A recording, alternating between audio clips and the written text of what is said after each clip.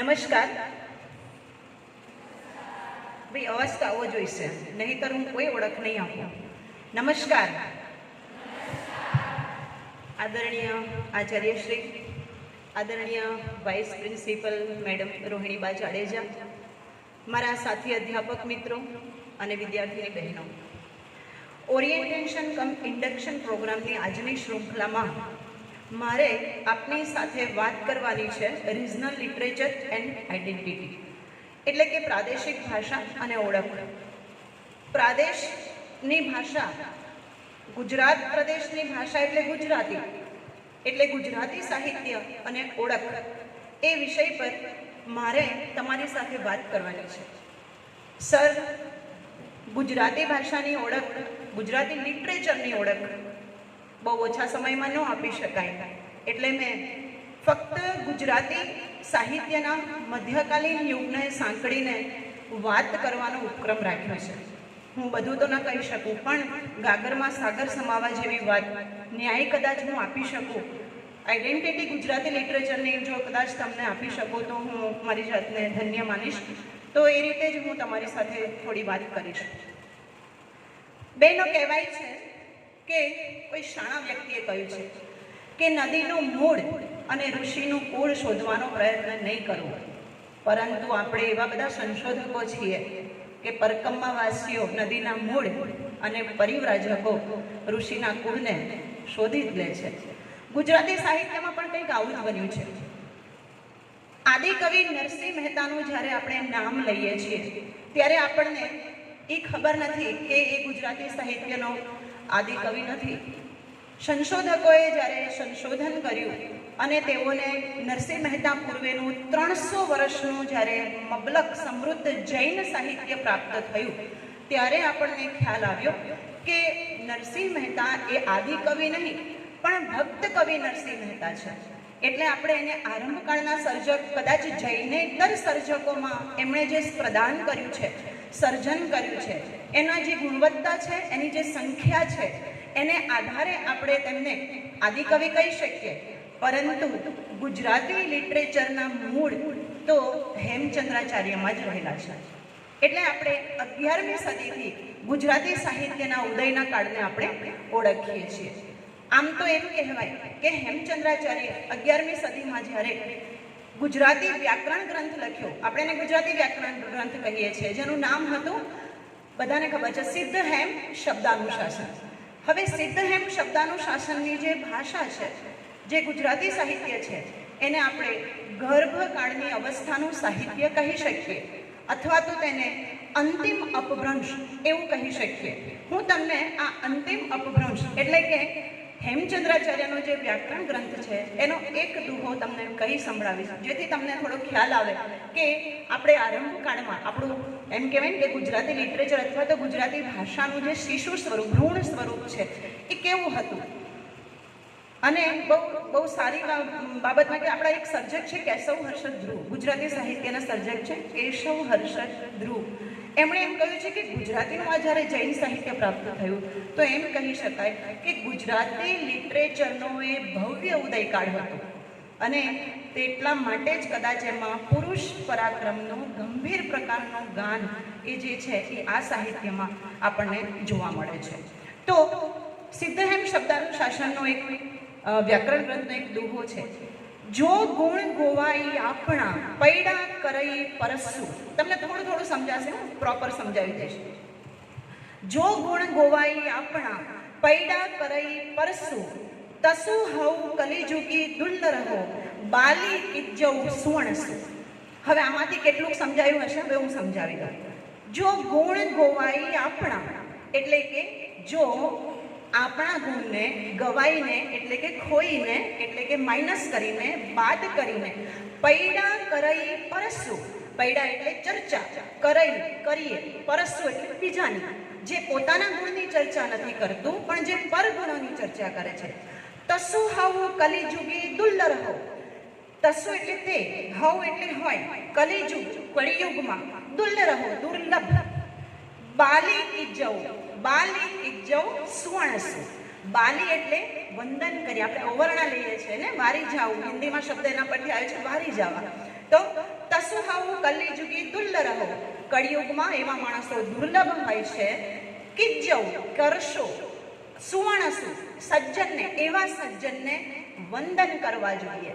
સો આ અપ્રોચનું પહેલું સ્વરૂપ એટલે કે ગુજરાતી લિટરેચરનું મૂળ હેમચંદ્રાચાર્યથી આરંભાયેલો આ યુગ જૈન સર્જનથી સમૃદ્ધ છે.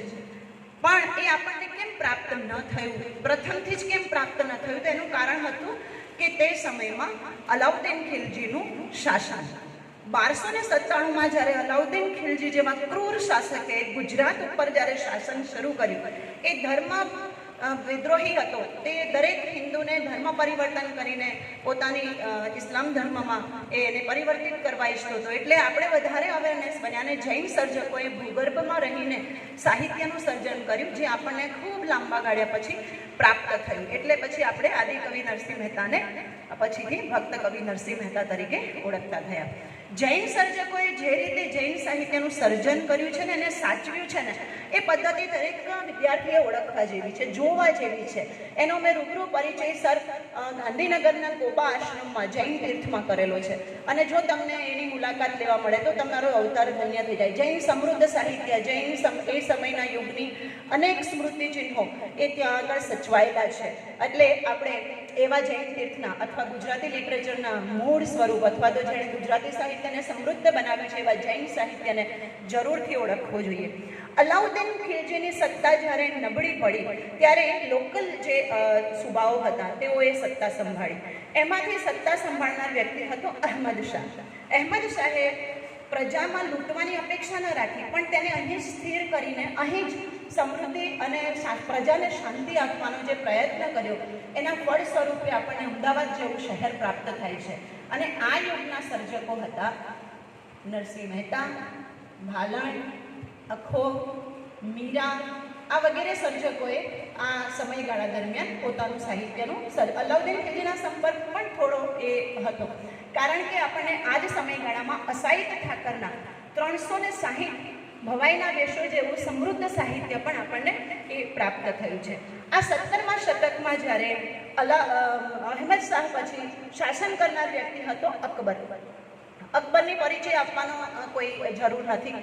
અકબરના સમયગાળામાં એવું મેં સંશોધનમાં ક્યાંક વાંચ્યું પણ છે કે મીરા અકબરને મળ્યા હતા અને એમના જ કોઈ પરિચિત વ્યક્તિઓમાંથી અકબરને એમની કોઈ સગાની દીકરીને અકબર સાથે લગ્ન કરેલા અને અકબરે એ પત્નીને શ્રેષ્ઠ પત્ની તરીકે ઓળખાવી છે. આ બધી અલગ વાત થઈ, ગુજરાતી સાહિત્યની થોડી અલગ વાત થઈ, પરંતુ મારે તમને એ કરવી જરૂરી છે, કારણ કે કોઈ પણ સાહિત્યને એના યુગના સંદર્ભમાં ઓળખવું ખૂબ જરૂરી છે, અને ખાસ કરીને મધ્યકાલીન સાહિત્યને તો ખાસ. તો 17મા શતકમાં જ્યારે અકબર શાસનકાળ દરમિયાન આવે છે ત્યારે આપણને મધ્યકાળના આખ્યાન કવિ શિરોમણી પ્રેમાનંદ અને પદ્ય વાર્તાકાર શામળનો એ પરિચય થાય છે. અને ત્યારબાદ મધ્યકાલીન ગુજરાતી સાહિત્યના જે અંતિમ તબક્કો છે તેમાં તમે બધા જાણો છો તેમ મુસ્લિમ શાસકો, ઔરંગઝેબ ખાસ કરીને, મરાઠાઓ, અંગ્રેજો, ગાયકવાડ, આ બધાના સંઘર્ષ વચ્ચે પ્રજા જ્યારે ભીસાતી હતી ત્યારે આપણને દયારામની ગરબીઓ પ્રાપ્ત થઈ. આ યુગને ગુજરાતી સાહિત્યમાં મંદ યુગ અથવા તો અંધાર યુગ અથવા તો અંધાધૂંધી ભરેલો યુગ એવું કહીને ઓળખાવવામાં આવે છે. પરંતુ તકલીફની વાત એ છે, અગત્યની વાત એ છે બહેનો, કે મધ્યકાલીન યુગ સંઘર્ષોથી ભરેલો હોવા છતાંય ક્યાંક તડકો, ક્યાંક છાયો, આવું બધું મળવા છતાંય, અને ખાસ મારે એ વાત વિદ્યાર્થીઓને કરવી છે કે સુવિધાઓથી કોઈ સુવિધા હતી જ નહીં. જ્યારે વ્યક્તિને જીવવા મરવાના પ્રશ્નો હતા એ સમયમાં મધ્યકાળના ગુજરાતી સાહિત્યકારોએ આ પ્રજાને જીવંત રાખવાનું જે કામ કર્યું છે અથવા તો જે જ્ઞાન પીરસ્યું છે એ અમૂલ્ય છે. આની સિવાય પણ મારે થોડીક વાત એ પણ તમને કરવી જોઈએ કે આ મધ્યકાલીન સર્જકો, ટૂંકમાં એક નાની અમથી વાત કહું તો જ્યારે મધ્યકાલીન સાહિત્યની વાત આવે, ચાહે પ્રેમાનંદની વાત આવે, નરસિંહ મહેતાની વાત આવે, મીરાની વાત આવે, ત્યારે આપણે એને કેટલી બધી સરળતાથી જોઈએ છે. આપણને એમ ખબર પડે કે આપણે નરસિંહ મહેતા અભ્યાસમાં છે એટલે આપણે તરત જ આમ રિલેક્સ થઈ જઈએ છીએ. ગુજરાતી વિષય રાખનારા વિદ્યાર્થીઓના મનમાં એવું હોય છે કે ગુજરાતી વિષયમાં જલ્દી પાસ થઈ જવાય, જલ્દી આવડી જાય. તો મને બહુ દુઃખ થાય છે, કારણ કે અર્વાચીન યુગમાં જે ગુજરાતી સાહિત્ય રચાયું છે એનાથી વધારે જ્ઞાનથી ભરપૂર સાહિત્ય ફક્ત મધ્યકાલીન યુગનું હતું, અને તે પણ એવા સર્જકોનું. તમે ખાલી નરસિંહ મહેતાના જીવન કવનને જુઓ તો પણ તમને એનો અહેસાસ થઈ જશે. મીરા જેવી વ્યક્તિની પર્સનાલિટીને તમે ચેક કરો તો પણ તમે એનો અહેસાસ થઈ જશે કે વ્યક્તિ સમૃદ્ધિમાં કે અસમૃદ્ધિમાં બંનેમાં સાહિત્યની વાત જ્યારે આવે ત્યારે કેવી રચનાઓ કરે છે એનો પરિચય જો તમને થોડો થાય તો આપણું માથું નતમસ્તક થયા વગર રહેશે નહીં. હું મધ્યકાલીન સાહિત્યનો બધા જ સર્જકોનો થોડો સ્પર્શ તમને કરાવવાનો મારા આ વક્તવ્યમાં પ્રયત્ન કરીશ, અને ખાસ NEP 2020ના મુદ્દાઓમાં હું તમને ગુજરાતી લિટરેચરનો પરિચય કરાવીશ. મિત્રો, આપણે બધા અત્યારે જે અભ્યાસ કરીએ છીએ એમાં તમે લોકો સાંભળતા થઈ ગયા છો વેલ્યુ એડેડ કોર્સિસ, એને ઇન્ડિયન નોલેજ સિસ્ટમ, ઇન્ડિયન કલ્ચરનો પરિચય લેવાનો આપણે પ્રયત્ન કરીએ છીએ. Skill base course, personality development, woman empowerment, social awareness, આ બધાની ચર્ચા કરીએ છીએ. ગુજરાતી સાહિત્યને હું તમને આ મુદ્દાઓમાં સમજાવીશ. પહેલી વાત value added courses, Indian culture, Indian knowledge system. તો ગુજરાતી સાહિત્યની પ્રથમ કૃતિ ભરતેશ્વર બાહુબલી રાસ. જૈન તીર્થંકર, પ્રથમ તીર્થંકર ઋષભદેવના બે દીકરા ભરત અને બાહુબલી. બાહુબલી થોડો સંયમી હોવાથી તે સત્તા નથી સંભાળતો, પણ ભરત શક્તિશાળી છે. પોતાને કેવલ જ્ઞાન પ્રાપ્ત થતા એ દીક્ષા લે છે, પણ ભરતને ચક્રવર્તી થવાના અરમાનો જાગે છે. એનો જે અહંકાર છે એ એના ભાઈ બાહુબલીને પસંદ નથી આવતો. વેલ્યુ એડેડની વાત છે, જરા સમજી લેજો. એટલે બંને એ જ્યારે ભરત પોતાની ચક્રવર્તી આણ વર્તાવવાનો આરંભ કરે છે ત્યારે એનો સૌથી મોટો વિરોધ એનો ભાઈ પોતે જ, બાહુબલી પોતે જ કરે છે, અને બંને વચ્ચે ભયંકર યુદ્ધ થાય છે.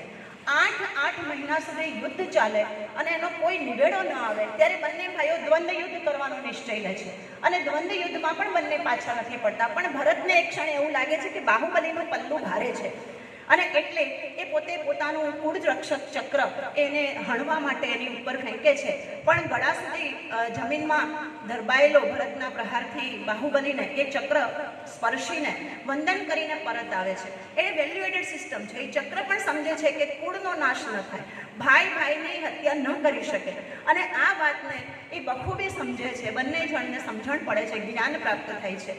આ જીન પદ્મ શાલિભદ્ર સુરીનું જે આ ભરતેશ્વર બાહુબલી રાસ છે, જેમ કેમ કે જૈન સર્જકો એ દીક્ષામાં પોતાની કૃતિને સમાવતા, એટલે આ અહીંયા પણ એક વાત ઈશ્વર તરફની ગતિની વાત અહીંયા થાય છે.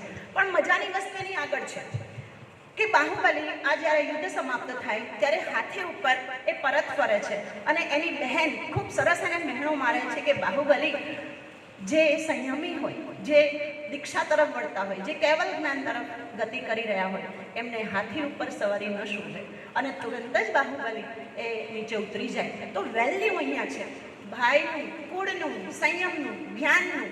આની આગળ એક નોર્મલી સાવ સામાન્ય વાત કરું તો સુદામાની પાસે શું હતું? કાંઈ જ નહોતું. પણ જ્યારે એ દ્વારિકા જાય છે ત્યારે એને ખબર થાય છે કે બાળકો મને કાકા કાકા કરતા મારી પાસે આવશે અને હું ખાલી હાથે જઈશ તો એ શોભશે નહીં. વેલ્યુ છે. એટલે એ પૌવા લઈને જાય છે, અને ત્યાં ગયા પછી કૃષ્ણ એને રિટર્ન જ્યારે વિદાય આપે છે તો સુદામાને અપેક્ષા છે કે મને કંઈક આપશે. પહેલાં તો પત્નીઓ સુધી છેક જાય છે, કશું નથી આપતું. પછી તો પત્નીઓ વળી જાય છે, પણ કૃષ્ણ હજી એને એકલા દૂર સુધી મૂકવા જાય છે. હજી સુદામાના મનમાં છે કે કૃષ્ણ મને કંઈક આપશે, પણ એ તો બાય બાય કરીને જતો રહે છે પાછા, અને સુદામા મૂંઝાઈ જાય છે.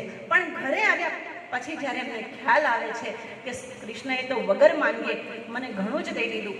મિત્ર આગળ મુજ મામ રાખી, મતલબ પોતે મિત્રનો પોતાની પત્નીઓ આગળ ભાર રાખ્યો, અપમાન દાન આપીને એનું અપમાન નથી કર્યું, એનું વજન નથી ઘટાડ્યું, એની વેલ્યુ નથી ઘટાડી. તો ગુજરાતી સાહિત્ય આવા વેલ્યુ એડેડ સિસ્ટમથી ભરપૂર છે. જો આપણને ન સમજાય તો જ નવાય.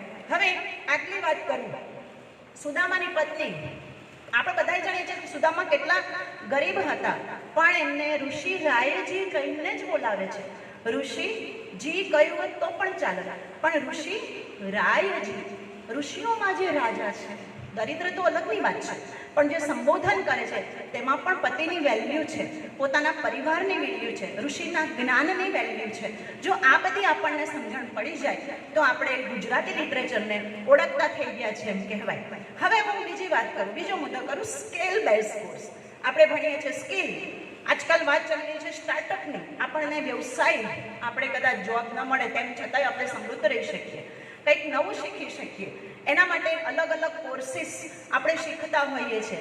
પણ યંગસ્ટરમાં નાના વ્યવસાય કરવામાં થોડી શરમ એવું દેખાતું હોય છે. બધાને એમ થાય છે કે મારે ક્લાસ 1 2 અધિકારી બનવું તો જ મારી ઇમ્પ્રેશન પડે, પરંતુ કોઈ પણ નાના વ્યવસાયનું મૂલ્ય નાનું હોતું નથી. આ સમજાવવા માટે શામળે નંદ બત્રીસીમાં એક તો જો કે સંવાદ છે, રાજા અને પરિહટ વચ્ચેનો સંવાદ છે, પણ હું તમને અહીં સંવાદ જરૂર કહીશ જેથી તમને સમજણ પડે કે કોને સ્કિલ બેઝ કોર્સ કહેવાય. આ જે છે એ સમસ્યા છે. શામળ સમસ્યાઓ માટે ખૂબ પ્રચલિત હતા એમની કૃતિઓમાં, અને આપણને બહુ પસંદ આવે એવી સમસ્યાઓ. તો હું તમને પહેલા સમસ્યાનું નિરાકરણ નહીં કહું, જસ્ટ તમારી સામે મૂકીશ. ધરે અંગ રાય ને રંગ.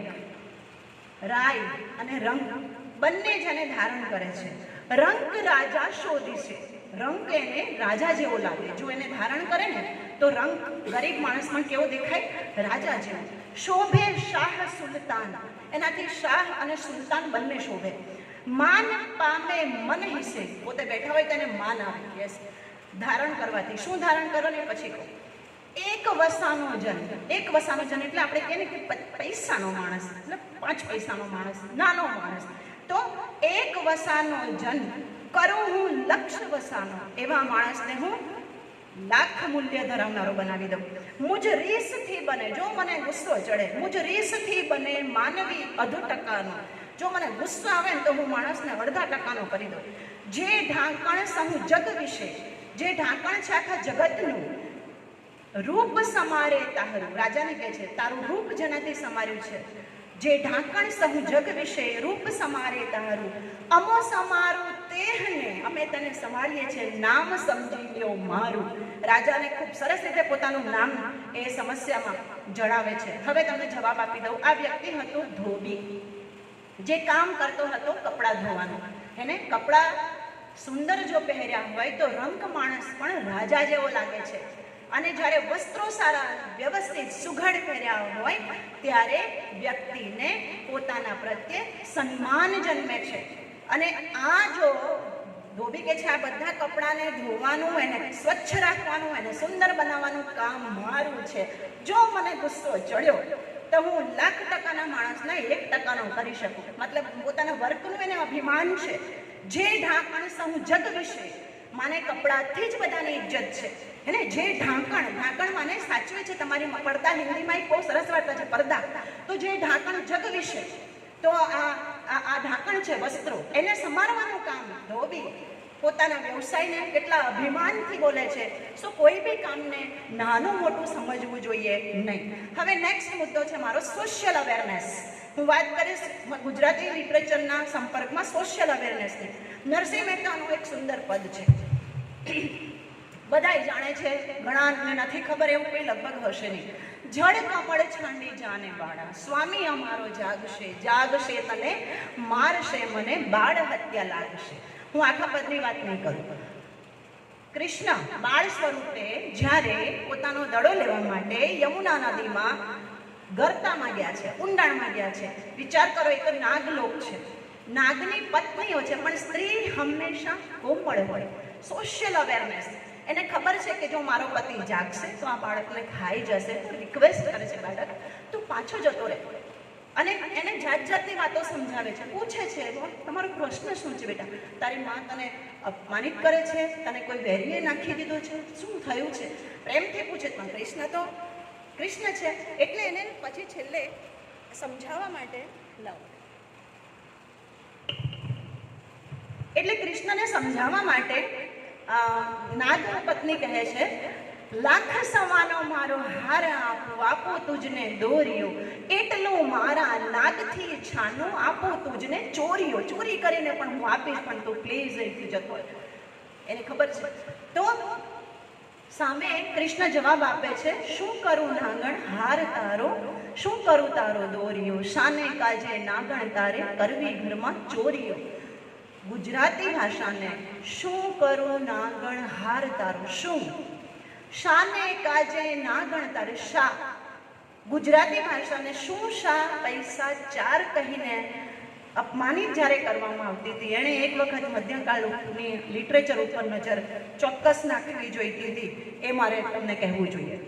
અચ્છા, ત્યાર પછીથી જ્યારે એને સમજણ પડી જ જાય છે કે કૃષ્ણ નહીં જાય, એટલે એ પોતાના પતિને જગાડે છે. સોશિયલ અવેરનેસ, કોઈ પણ ઊંઘતા વ્યક્તિને કઈ રીતે જગાડવો જોઈએ? ઘસઘસાટ ઊંઘતા વ્યક્તિને જો તમે ધક્કો મારીને જગાડો તો એને ક્રોધ આવી જાય, એક ઝાપટ લગાવી દે, ખબર છે ને? ચરણ ચાંપી મૂછ મરડી, ચાંપ્યા દબાવ્યા નહીં, ચરણ ચાંપવા, એટલા હળવા હાથે દબાવવું કે જેથી એનો સુખદ અનુભવ થાય. મૂછ મરડી, મૂછ સ્વાભિમાનનું પ્રતીક છે, એને મરડીને ઉઠાડવાનું છે, એમને એમ નહીં ઉઠાડાય, એને પ્રેમથી ઉઠાડવું પડે. ચરણ ચાંપી મૂછ મરડી, નાગણે નાગ જગાડી. અને સંબોધન શું કર્યું? ઉઠો ને બળવંત, જે બળવાન છે એને ઉઠાય, ઉઠો ને બળવંત. પછી બળવંત હોય તો કેવો હોય આપણે બધાય જાણીએ છીએ, પણ શું કહે છે? બારણે બાળક આવ્યો. હવે બળવંતને ને બાળકને ક્યાં લેવા દેવા હોય? પણ ઉઠતાની સાથે બળવંત કહીને એમ કે મને ડર લાગે, જરા જુઓ ને બારણે કોઈ બાળક આવ્યો છે. એવું નહીં કહેતી કે મારા એને બંને વચ્ચે સંવાદ થઈ ચૂક્યા છે, એવું નથી કહેતી, કારણ કે ક્રોધે ભરાયેલો માણસ કંઈ પણ કરી શકે, એટલે એને પ્રેમથી સમજાવે છે. અને ઉઠતાની સાથે બારણે બાળક આવ્યું તું મને જગાડે, બળવંત કે એટલે આમ અભિમાન હોય અને હસવું આવી જાય. અને જ્યારે હસવું આવે ત્યારે ક્રોધ શાંત થઈ જાય. એટલે આ એક સિસ્ટમથી, ભલે ને કૃષ્ણની બાળલીલાનું પદ હોય, પણ એ સોશિયલ અવેરનેસ કેટલી આપે જો આપણે ટૂંકમાં એને સમજવાનો પ્રયત્ન કરીએ તો. હવે શામળની સોશિયલ અવેરનેસને થોડીક વાત કરું. હું એક પણ સર્જકને બાકાત નહીં કરું. સાંભળવું શું કહે છે? ચાકર તે જે પાળે બોલ, ચાકર એને જ કહેવાય જે બોળને પાળે, કહેલું માને. માણસ તે જે પાળે બોલ, માણસ એને જ કહેવાય કે જે વચન નિભાવે. પવિત્ર તે પાળે આચાર, સત્યવાદી ન બોલે આડ. પંડિત તે જે પરખે પુરાણ, સાત્વિક જે હોય સુજાણ. જોગી તે જે પાળે જોગ, સંસારી જે સમજે ભોગ. ધનપતિ તે જે ધારે ધર્મ, સંન્યાસી જે જાણે બ્રહ્મ.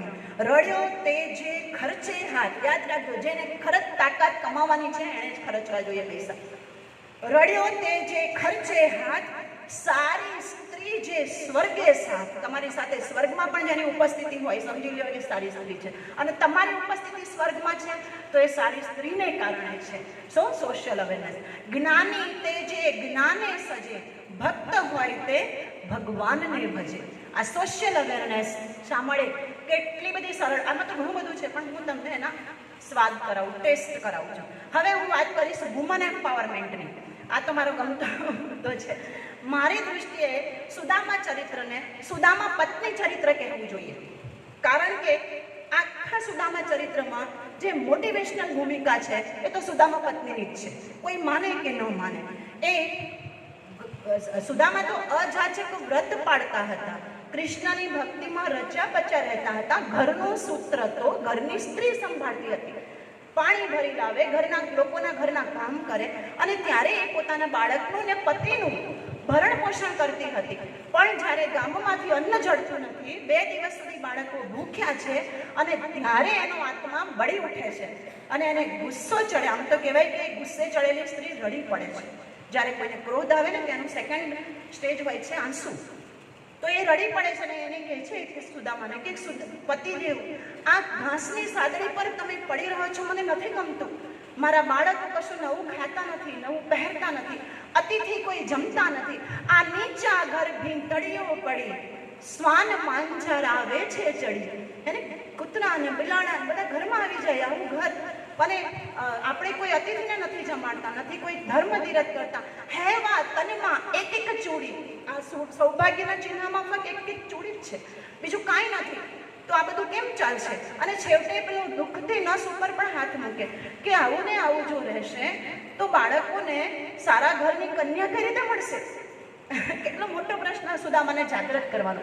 પણ સુદામા તો સુદામા છે, માનતા નથી. સુણ સુંદરી કોણે ઘેલી કરી, સુકૃત દુકૃત બે મિત્રો છે, એનું ફળ આપણે ભોગવીએ છીએ. સારા કર્મ અને નબળા કર્મનું આપણે ફળ ભોગવીએ છીએ. તું ઘેલી કાં થઈ છે? છોડીને આ બધી જીત. ત્યારે છેલ્લે એ ખૂબ સરસ વાત કરે છે, એ જ્ઞાન મને નથી ગમતું ઋષિરાયજી, લાવો અન્ન રૂવે બાળક લાગુ પાયજી. એને અન્નથી ઊભો આખો સંસાર, અન્નથી ચાલે આખું જગત, અન્ન વિના ભજન સુજે નહીં.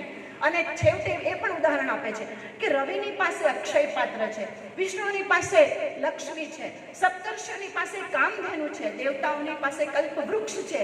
એ લોકો તો મનવાંછિત ફળ મેળવી શકે. આપણે શું કરીશું? દેવતાઓ પણ સમૃદ્ધિ અન્નપૂર્ણા વિના નથી રહી શકતા, તો આપણે તો અન્ન જોઈએ ને. સ્વામી કહો છો દહાડી, દહાડી કહો છો ભરથાર, માધવ સાથે છે મિત્રાચાર. દહાડી વાઘ દહાડી, એટલે એમ કે વાત જ્યારે કૃષ્ણની આવે ત્યારે તો તમે બૂમ પાડીને કહો છો. દહાડી કહે છે કહો છો ભરથાર, માધવ સાથે છે મિત્રાચાર. તો જાઓ ને પ્લીઝ, જાઓ.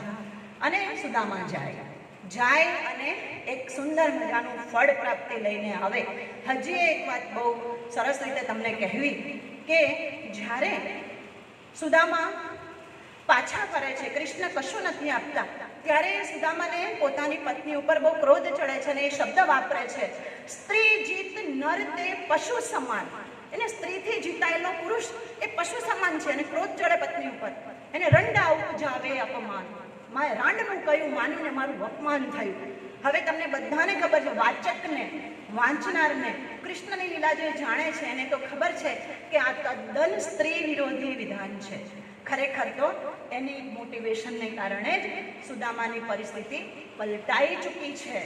અને ત્યાં આગળ કૃષ્ણ પણ જ્યારે વરદાન આપતો હોય ત્યારે એક મુઠ્ઠી ભરી એને એના પૂર્વજન્મના બધાય કર્મ ફેડી નાખ્યા. બીજી મુઠ્ઠી ભરીને કૃષ્ણ સંકલ્પ કરે કે હું એને સમૃદ્ધિ આપું. ત્રીજી મુઠ્ઠી ભરીને એને એમ થાય કે હું મારું સર્વસ્વ આપું. ત્યારે સર્વસ્વમાં રૂકમણી પણ છે. રૂકમણી તરત જ હાથ પકડીને કહે છે અમારા માટે કંઈક રાખજો, બધું ન આપી દેતા.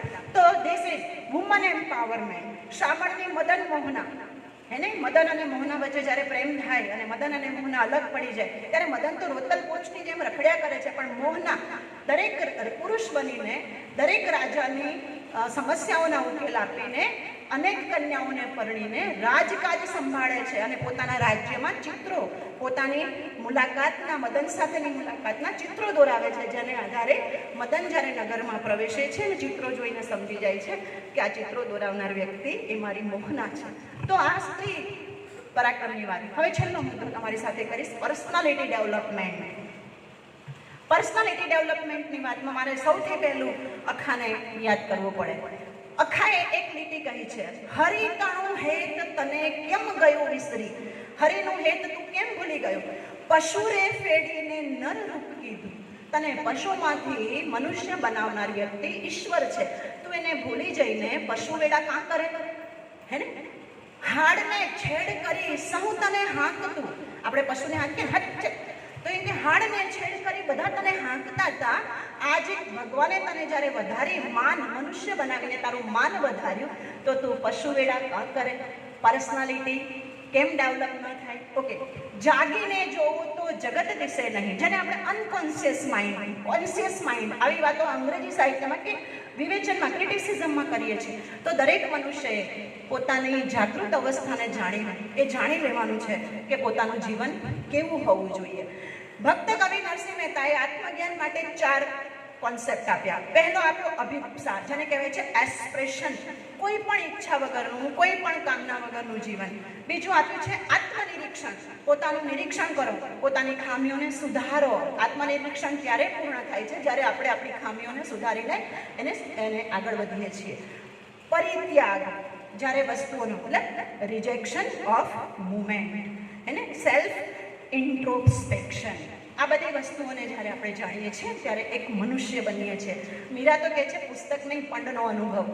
પ્રેમ, સમર્પણ, જ્ઞાન, ભક્તિ, આ બંને સાથે રાખીને પર્સનાલિટીને ડેવલપ કરવાની વાત મીરાના સર્જનમાં છે.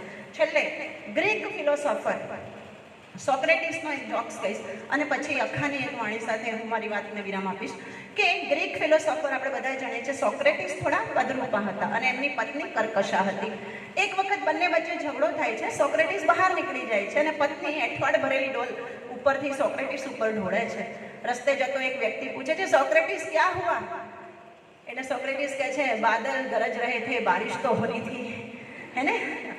તો આવી વાત એક છે ગ્રીક ફિલોસોફર સોક્રેટિસ, પ્લેટોએ લખ્યું છે કે ગ્રીક ફિલોસોફર સોક્રેટિસને જ્યારે ઝેરનો પ્યાલો આપવામાં આવ્યો ત્યારે એ ઝેરનો પ્યાલો પીને પોતાના શિષ્યવૃંદ સાથે અંતિમ સમય સુધી વાતચીત કરતા રહ્યા અને એ વાતચીતમાં એમણે કહ્યું કે જીવન એ સતત મરણ પ્રક્રિયા છે, ચાલતી રહેતી મરણ પ્રક્રિયા છે અને જ્યારે કોઈ વ્યક્તિ પહેલેથી જ આત્માથી શરીરને અલગ કરીને જીવતા શીખી ગયો છે એને જીવન શું અને મૃત્યુ શું. અખાએ આ જ વાત કહી ગુજરાતીમાં, જેને અંગ્રેજીમાં એબ્સ્ટ્રેક્શન કહે છે. અખાએ કહ્યું, મરતા પહેલા જાને મરી, જેમ અણહાલ્યું જળ રહે નીતરી. તું મરતા પહેલા મરી જા. તમે જો સ્થિર હશો તો તમે તળિયા સુધી જોઈ શકશો, જો તમે અસ્થિર હશો તો કાંઈ જોઈ શકશો નહીં. આ હતી ફક્ત મધ્યકાલીન ગુજરાતી સાહિત્યના મહત્વપૂર્ણ સર્જકોની ગુજરાતી સાહિત્યની થોડીક ઓળખ આપવાની વાતો.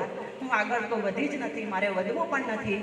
અને બીજી વાત હવે મારા ડિપાર્ટમેન્ટની, હું ડૉક્ટર ભાર્ગવભાઈ ભાગ, મારી સાથે જોડાયેલું ગુજરાતી વિભાગમાં જાહ્નવી ઓડેદરા, અમે ગુજરાતી લિટરેચરની ઉપાસના કરતા રહીશું. શું કર્યું છે એ મારે નથી કહેવું, આવનારા સમયમાં જે કરીશું એમાં તમે ગુજરાતીને ઓળખ આપનાર, ગૌરવ અપાવનાર કાર્યો જે કંઈ થાય એમાં આપનો સહકાર આપજો. ખાસ કરીને જ્યારે અમે પત્ર સાહિત્ય ઉપર નેશનલ સેમિનાર કરીશું ત્યારે ગુજરાતી સાહિત્યના, એવું નથી કે ગુજરાતી સાહિત્યના પણ સાહિત્યના પત્રોની વાતના સંશોધન પેપરો તમે લઈને આવશો તો અમને આનંદ થશે. મેં થોડા સમય પહેલાં જ વાંચેલું કે અંગ્રેજી સાહિત્યના મહાન લેખિકા એલિઝાબેથ બ્રાઉનિંગ અને એમના પતિ રોબર્ટ બ્રાઉનિંગ, આ બંને 20 મહિના સુધી એમની વચ્ચે જે પત્ર વ્યવહાર ચાલ્યો એ પત્રોની સંખ્યા હતી 800 અને આ પત્રો એ અંગ્રેજી સાહિત્યની, વિશ્વ સાહિત્યની મૂડીરૂપ પત્રો છે. તો કંઈક તમે શોધશો તો કંઈક મળશે તો ઓળખાશે. આ વાત સાથે મારી વાત પૂરી કરું. Thank you.